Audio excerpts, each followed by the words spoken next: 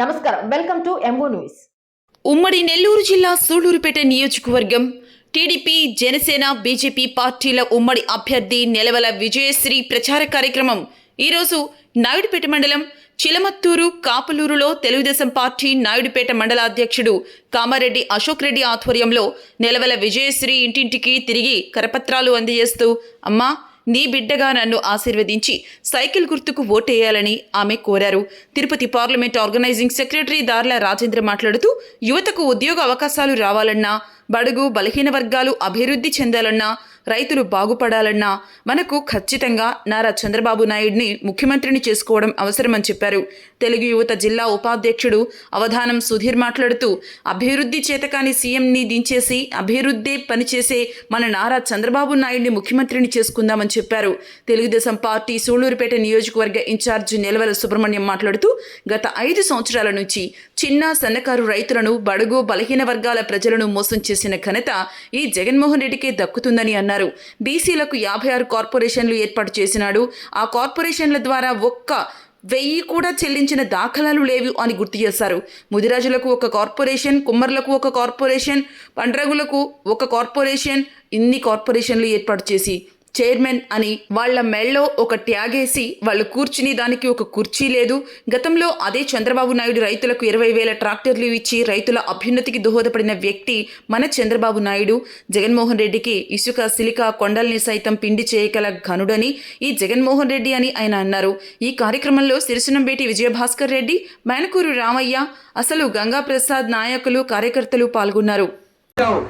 మనకు రేపు 2024లో తెలుగుదేశం పార్టీ గెలిస్తేనే రాష్ట్ర భవిష్యత్తు, రాష్ట్ర యువతకు భవిష్యత్తు, రాష్ట్ర రైతులకు భవిష్యత్తు, అనేక బడుగు బలహీన వర్గాల వారందరూ కూడా తెలుగుదేశం పార్టీ వస్తేనే మనకు భవిష్యత్తు అని చెప్పి మరొకసారి తెలియజేస్తా ఉన్నాం. తెలుగుదేశం పార్టీ హయాంలో వేసినటువంటి రోడ్లు కానీ, డ్రైనేజ్ కానీ, వీధి దీపాలు కానీ, అదేవిధంగా గ్రామాల్లో ఇతర అభివృద్ధి పథకాలే తప్ప ఈ ప్రభుత్వం ఎటువంటి అభివృద్ధి అనేది చేయలేదని ప్రజలు స్వచ్ఛందంగా ముందుకు వచ్చి వివరిస్తూ నాయకులకు మద్దతు తెలియజేస్తున్నారు.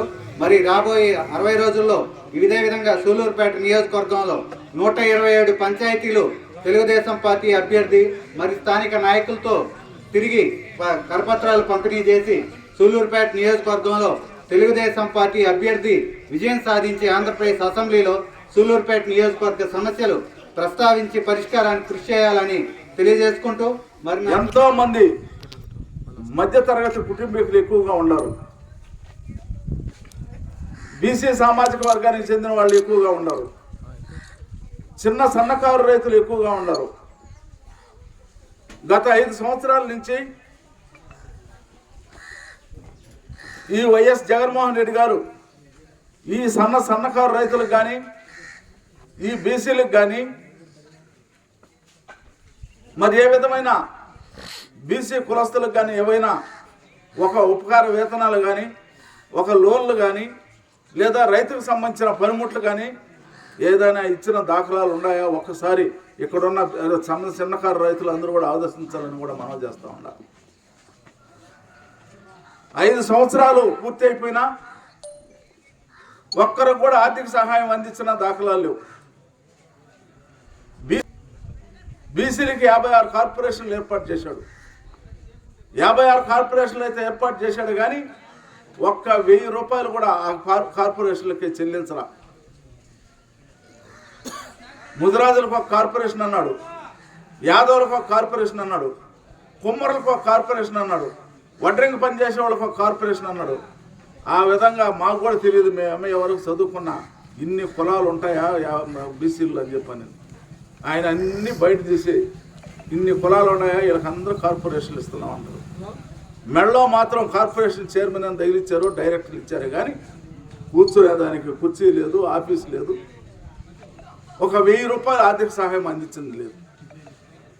మరి ఏం చేశారయ్యా ఈ కార్పొరేషన్లు ఏర్పాటు చేసి అంటే ఈ కార్పొరేషన్ల మీద లోన్లు తీసుకొని ఇతర పథకాలకు మళ్ళిచ్చాడే కానీ జగన్మోహన్ రెడ్డి ఆ కార్పొరేషన్ ద్వారా తీసుకున్న లోన్లు ఆ కులాలకు మాత్రం ఏ పరిస్థితుల్లో ఉపయోగించలేదనేది కూడా ఒకసారి మీరందరూ కూడా తెలుసుకోవాలని చెప్పి మనం చేస్తూ ఉంటాం.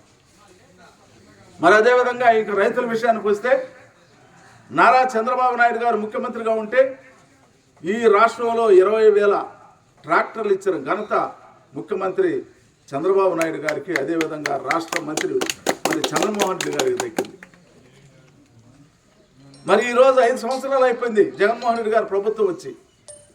మరి ఈ రాష్ట్రంలో ఒక్కరికైనా ట్రాక్టర్ ఇచ్చారా? చిన్న సన్నకారు రైతులకి ట్రాక్టర్ ఇచ్చారా? ఏంటి అసలు ప్రభుత్వం చేసే కార్యక్రమాలు?